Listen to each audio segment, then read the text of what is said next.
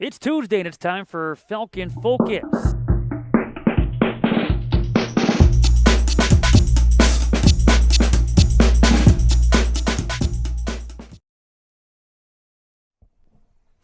Welcome to this week's edition of Falcon Focus, episode number 9 here in season number 4. And hard to believe, but the fall season quickly is winding down. And in fact, come next week, we start to turn our attention to winter sports. But my name is Matt Menzel, being joined here this week in segment number 2, our focus on football. What an opportunity for the Falcon football team on Saturday with a victory. They will be NAC regular season champions and will be in the NCAA playoffs. They take on the Aurora University Spartans. And for the Falcons, they have won 6 consecutive. We'll be joined by a key member of the offensive line, that being Jarrell Carey, fresh off their Luther Cup victory against Wisconsin Lutheran. But speaking of championships, we'll begin this week's edition by talking women's soccer.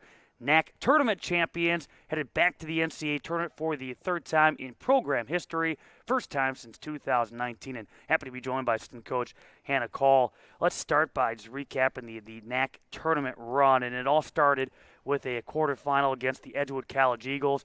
Took it to Edgewood by a 6-0 score, and that's a team you guys were able to get by in the regular season 1-0. So I guess in your opinion, what was the difference the second time around? Oh my gosh. I don't even know. We knew that game, we won 1-0 the first time. It should have been a bigger score, but it wasn't, and that's soccer, so it was like a little sketchy at the end. And then we were actually so excited to play them again because we knew that we could, if things worked out, the ball went in the back of the net a few more times, we could just blow them away. So that game was so much fun, actually. And what a way to then build off that victory. You go down to River Forest, Illinois in a semifinal against Dominican, a team the Falcons have had some great success against in more recent memory in tournament play. And it fell behind by a 1-0 score and had a quick response. How were the Falcons able to regroup in that game? Well, so our season, every single time, this is a Michael Jordan quote, I believe, but we never lost. We only learned. So every loss that we had this year, we learned a lot from it. So a few games before that, we against Oshkosh, we went down 1-0, and we haven't been down and come back and won the whole season. So that game, we pulled it together and we got a win. So I think with that experience, after we went down to Dominican, it was okay because we've been here before. We can come back, keep your heads up, and keep playing, and they did that, no problem. And, of course, Sunday, you not only battled Illinois Tech, but you battled the wind down in Chicago as the Falcons brought home a 4th conference tournament championship, and now their 3rd NCAA tournament appearance on the horizon. How do you get it done against Illinois Tech? That was a tough one, too, but just honestly grinded that whole game. I think the shots difference was – I shouldn't be saying this. This doesn't sound good, but 20-7, we were outshot, which I don't know if that was completely accurate, but we defended like champs, honestly, the whole game, and we created our own opportunities. Obviously, we were dangerous in moments, and we got one in, and then we just kind of held on the rest of the game. Yeah, an own goal being the difference in the 16th minute, the way it was scored. But was there a point on Sunday, you talk about the shot differential, obviously the elements, the wind being what it was, but was there a point in that game where you're like, we've got this, or was it always one of those edge of the seat, like until that horn went off, it was still kind of a little dicey? I'm going to be honest, it was dicey the whole game. We were confident, but it was just one of those games where you couldn't breathe until the final whistle blew. But a win's a win. So. Taking a 1-0 lead, though, and talking about the elements and so forth, did the game plan change? Okay, now you're up 1-0, and obviously some teams will drop players back, others will hunt for that second, third goal. In a tournament championship game, did the game plan change once you guys were up 1-0? Actually, no. So that IIT is they're very good, and their style of play, they really just keep you on your heels and they force you back. And so we typically aren't defending with 8-9 players behind the ball, but that's what we had to do that game, and we did the whole entire game. So yeah, we scored early, and then we had to hang on for however, how 40, 50, 60, 70 minutes. 70-plus minutes, yeah, that's crazy. And we defended, and then we had moments to go forward, and we had moments to score, missed them, and then we were just defending again. So we the plan was to just go out and win the game, and that's what we did. And you know this. I mean, every year this Falcon team's in that conversation to win that tournament championship, and it's easier said than done. And obviously, last time it occurred was back in 2019. But how wild, how crazy, how exciting was that bus ride home? Awesome. This team is so much fun, and I was so happy for them because it was we were a 4 seed, and we knew we had so much more potential than finishing 4th in conference, and that was okay actually because we still had another chance in the conference tournament.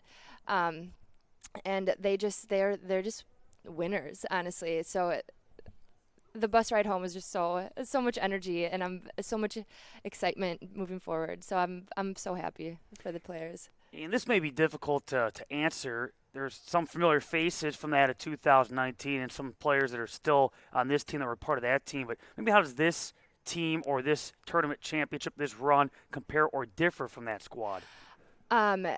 It's actually very different. So that year, 2019, we were starting 7 freshmen.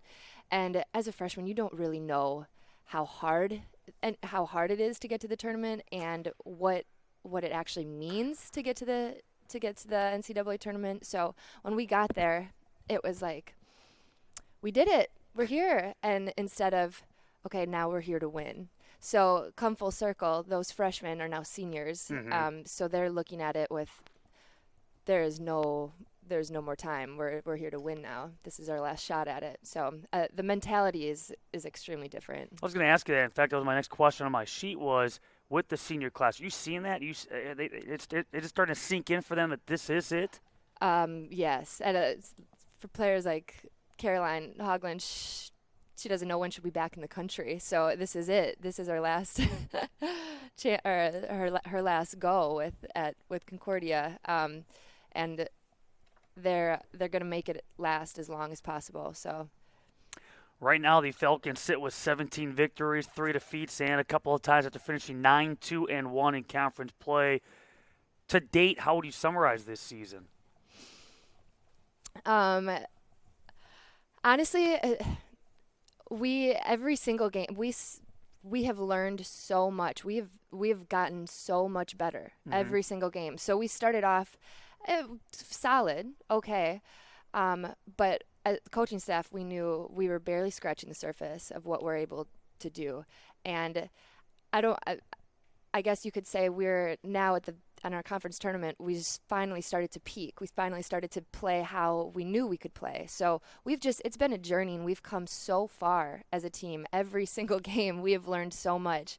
And we've just step by step gotten better. So I think it is coming together right now, I guess at the perfect time. And I'm venturing to guess health has a lot to do with that too, where you had some injuries here and there at the beginning. Now everybody's relatively healthy at this point, so all kind of coming together and getting used to playing with one another again, in sync. Yeah, and that was hard too. So we're at the beginning of the season, you want to figure things out as quickly as possible, and it was delayed because Hogland's out for 3 weeks and Eston's out for another 2. So those are 2 major players, and to play off of them, I mean, if you're missing that piece, we have to figure out another way, but that's not necessarily the way that we're going to be winning games.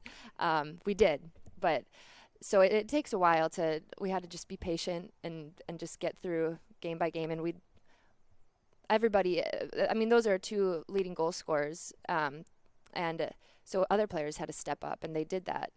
But now that we have our full squad on the field, it's a lot of fun. Rightfully so. The offense gets a lot of accolades, a lot of credit, and I mean they're lighting up the scoreboard on a game-in, game-out basis. But I want to give some love to the defense. How good is this back line? They right now, that's my favorite part to watch of this team, because I was a center back myself, so I take a lot of pride in how our back line plays, and it was a long progression through the season. So a lot of film, a lot of breaking things down, talking about different situations, a lot of individual sessions, and now I think it's clicking and they're coming together. So they're solid, and Braga is unbelievable right now. So our defense is actually where our confidence is, and then we can just build from there. Speaking of confidence, let's talk about Brooke Braga and how confident she is. Big shoes to fill coming into the season. Only goalkeeper on the roster, so, I mean, you talk about some pressure there. You got to find a way to stay healthy and battle through, and she has. Yeah, we try not to talk about that. My goodness, 14 shutouts for Braga, 0.68 goals against average, 87 save percentage. And when you talk with her, she's a very confident player. Yeah, I'm blown away by Brooke Braga, and I'm gonna give credit to our goalkeeping coach Sam Ishii. They have such a great relationship, and she has learned and she's gotten so much better this year. 'Cause we had no choice. She had no choice. It's on her. She had to step up, and she did. Unbelievable. And she's another player that game by game has gotten so much better, so much more confident, has learned so much, and I think she's playing out of her mind right now.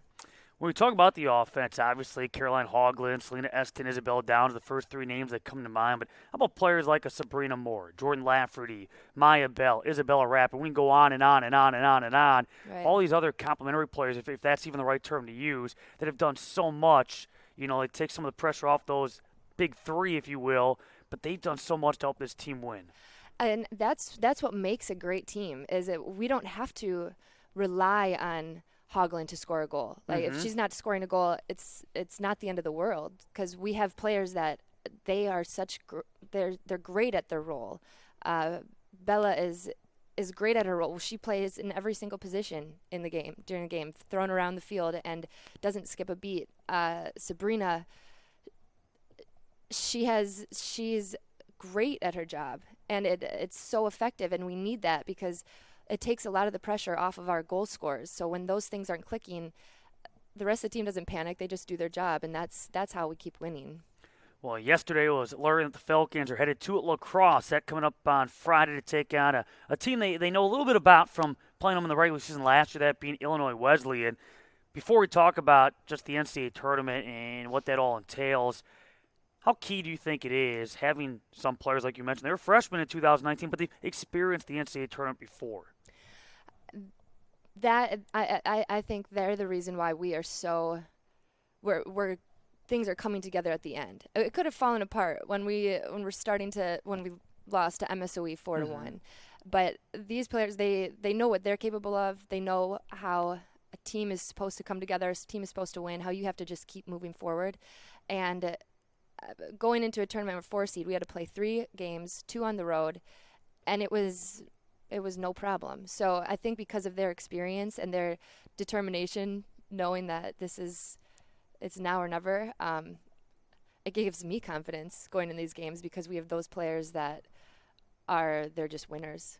You still got to go out there and play, and it's not going to make it any easier. But from a preparation standpoint, does it make it a little bit easier knowing a little bit about the opponent versus if you're seeing somebody that you guys have no history against? Right. Yeah. In 2019, when we were playing Wartburg, honestly, I never even heard of that school. I didn't know where they were, or I didn't know where they were from. I never heard of that school, so it was like kind of just blind going in. And then, this year I know what they're about. They have great athletes.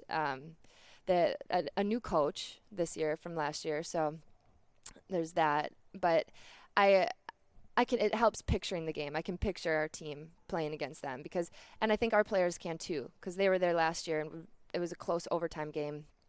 And we all walked away feeling like, dang, that was we missed that one. So this is another chance at that. It was a tough 4-3 overtime loss a year ago, and what I think is genius, and I know you guys did a lot in putting the schedule together, but just in case, you put together a couple of back-to-backs.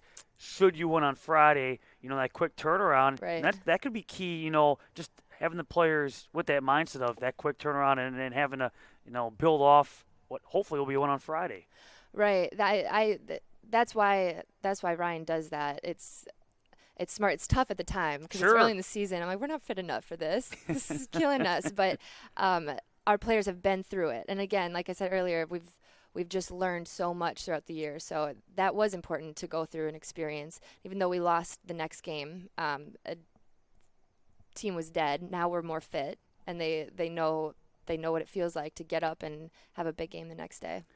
When you played in Milwaukee, you won 4 conference tournament championships. You played in the NCAA tournament on 4 separate occasions. Did you have to prepare any differently for those games? Do they feel different? Yeah, I don't think I slept before. I think that was the biggest downfall, is going into the game and I did not have any sleep, because it was just that's what you work so hard Sure. for, is to get there, and then it's there. It's just so exciting. So I'm so jealous of our players right now. I wish I could trade places with them. I hope they know how lucky they are to be here, because it doesn't. I had 4 opportunities, but players are lucky to get 1. So it is so special to be able to play in those games. I'm going to use the term again, easier said than done. Is it easier said than done? I hear coaches often say when it comes to the NCAA tournament, one of the messages they have for their players is just keep it simple. Don't overthink it. Don't get overwhelmed. Yeah. That's got to be easier said than done, right? I mean, it's the NCAA tournament where you want to keep it simple, but Yeah. you know that this is a bigger stage. It means more. You have more attention on you. It is easier said than done. I would say that's my number 1 coaching point, is just play simple. Be simple. It's easy. Don't stop overthinking it. And I think that adds a little bit more panic to what they're doing then. Like, how do I play simple? It is easier said than done, especially when it feels there's so much on the line. You don't want to let the seniors down. They're never going to get that game back. So there's so much pressure in that game, and it's hard to just think clear and play simple, but figure it out. That's what you got to do. Just be simple. Speaking of figuring it out, what do you guys do between now and Friday in preparation? There's not much more that we're going to learn and get better at this point. So now it's just staying clean, staying sharp, and having fun competing. And we're going to play the seniors' favorite game, every practice. It's flying transition. They beg to play that game after every practice. Say no, but we're going to play it for them this week. So that should be fun. Let's wrap it up. You've had success in the NCAA tournament with a win with Milwaukee. What do you feel is key to a successful NCAA tournament run? It is a mentality. It is a mentality going into the game. So there are teams, and I've been there, where it's like, we made it. Here we are. That's awesome. Instead of, all right, now it's time to get serious. Now it's time to win. And I think our team is in a good spot for that right now. They've been through it. They've had that excited freshman mentality, but now they know what to do, and they know we could have 6 more games. That's, I never thought about it. You have those teams that are just happy to be here, happy to get here, Yeah. and then you have the other teams that are great. We're here, but we want to do something. That's a whole different mindset, and that's a great, valid point. So Friday is when it goes down against Illinois Wesleyan from La Crosse. CUWFalcons.com for all the coverage and information toward that matchup. We'll be cheering for you. All the best this Friday. Thanks a lot for your time, and stay tuned as well. The CUW Falcons, whether it be the website, through social media. We'll have a soccer NCAA tournament special coming up at some point this week as well, so stay tuned for that. When we come back, our focus will shift to football as they get ready for a big regular season finale against Aurora. We'll be joined by Jarrell Carey, part of the offensive line that was big in their victory against Wisconsin Lutheran on Saturday. So thanks to Hannah Call, and thanks for watching Falcon Focus.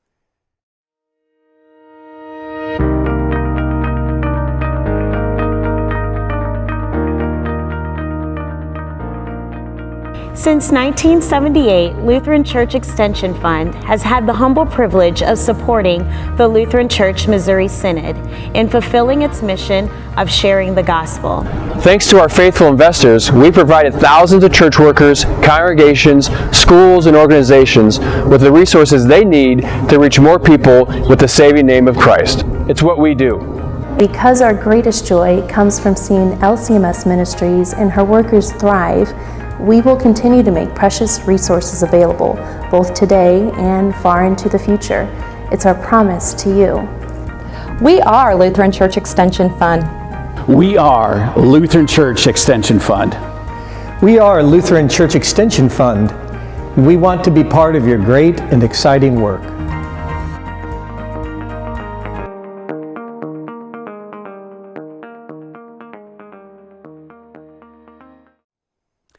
Welcome back to this week's edition of Falcon Focus, episode number 9 here in season number 4, and our focus shifting from women's soccer, fresh off their NAC tournament championship, to the football team that's playing for a conference championship this Saturday and a berth to the NCAA playoffs, and being joined by a key member of the offensive line, that being senior Jarrell Carey. Jarrell, let's go back first and talk about Saturday. A quality win against Wisconsin Lutheran, a battle for the Luther Cup. Falcons coming off that bye week. In your opinion, what was key to that 45-21 win? I would just say we called it the trap game. So just being focused and staying locked in. Overall, we knew that every time that we play Wisconsin Lutheran, it's a tough game. So we just wanted to make sure that we don't get ahead of ourselves and just automatically count that as a win. A bye week sometimes is nice. Was the bye week tough this year in the sense that you guys are just rolling and let's keep it going? Yeah, so we were kind of scared of that happening, but as you know, the team that we have, we came in ready to go, kind of picked up and started fresh, so that was pretty good for us. On Saturday, how was the weather? Did that play a big factor, the challenge of the wind and the rain and everything else that came? Yeah, so as an offensive lineman, I love that kind of weather. Do you? Yeah, just because I know, we're going to keep the ball on the ground, so it's going to get fun in the trenches. Talking with Greg Eder this morning when he was passing through, and he just raved about the play of both the offensive and defensive lines in that matchup against Wisconsin Lutheran. How are you guys able to get it done? I mean, in your opinion, what propelled the offensive line to play as well as they did? I would say during practice, the scout teams, they give us a great look. That definitely prepared us. And then as far as being in the game, I would just say we were more physical than the other team. We came with a chip on our shoulder, and we knew that we had something to play for, so that's what we did. You played for the Luther Cup on Saturday. A couple of weeks before that, you played for the Cheese Bowl against the rival, the Lakeland University Muskies, and took care of business back on October 22nd. What was the difference that day? I would just say, the Luther Cup, I've had it before. I never had the Cheese Bowl. Okay. So most of the seniors here actually have never had the Cheese Bowl, so that was something that we really wanted, and we played as such. As a football player, I know you guys get up for every game. Yeah. But I got to believe when you play Lakeland, when you play Wisconsin, there's a little added extra something, is there not? There is, for sure, especially knowing that we're playing for a trophy. That gives us extra motivation. From a coaching standpoint, how often do the coaches tell you, hey, control the emotions so you guys don't get too amped up and then cause some silly penalties? Yeah, that's the coaches tell us that all the time. That's something we do a lot, actually.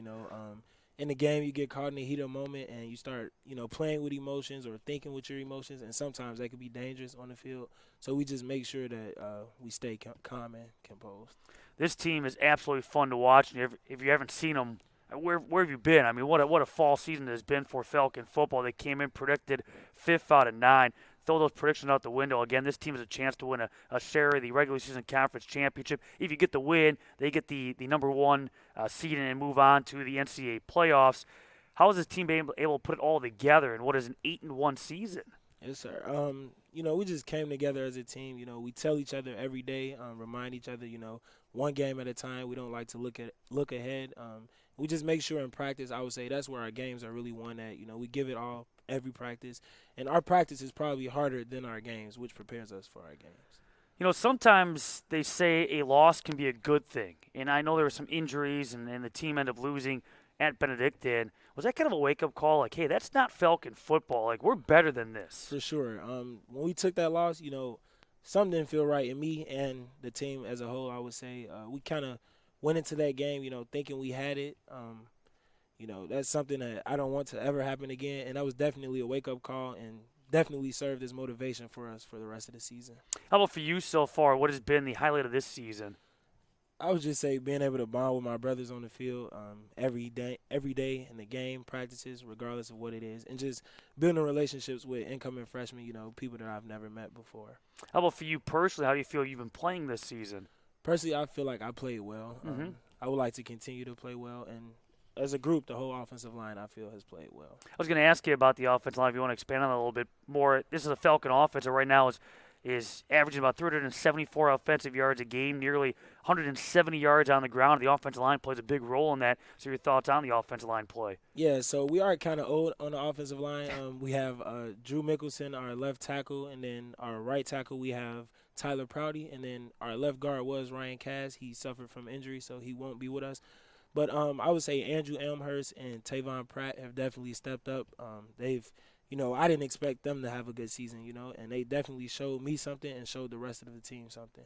What's it like to play in front of an experienced quarterback like James Lynn? You kind of know what you're getting with James now. Yeah, I love James. He's like a brother to me. So that gives me extra motivation when blocking, knowing that my brother is in the backfield and that's who I'm protecting. James Lynn certainly be in the conversation to be all conference, should be all conference when it comes to the way he has played and really organized and orchestrated this offense. You were second team all conference a year ago. What does that accolade mean to you? I try not to focus on it a lot. I just play the game, and whatever comes, comes. My main goal is just to win as a team. Did it come as a surprise to you at all, or were you it- kind of? I mean, obviously you don't think about it, but do you kind of hope a little bit that maybe that? Yeah, of course, that's the goal. I just want to be the best that I can in whatever I do. So whether it's first team all conference, second team, as long as we're winning, I'm happy. Well, speaking of trying to be the best you can, how do you feel you've improved as a football player at a time at Concordia? So I've definitely improved. My freshman year, I didn't really play much. Sure. Got in the weight room with Coach Siegman. He's helped me a lot with everything, and that just made me a better person and, carried me over to this season and where I'm at now. It was senior day on Saturday against Wisconsin Lutheran, and from what I understand, and maybe you can tell me differently, you're coming back one more year? Is that the plan as of right now? As of right now, maybe, yes. I do plan on coming here for graduate school, so as long as everything goes well, I do plan on coming back. Put that aside for a second. So it was your senior day. You got the walk during that pregame ceremony. Was that emotional?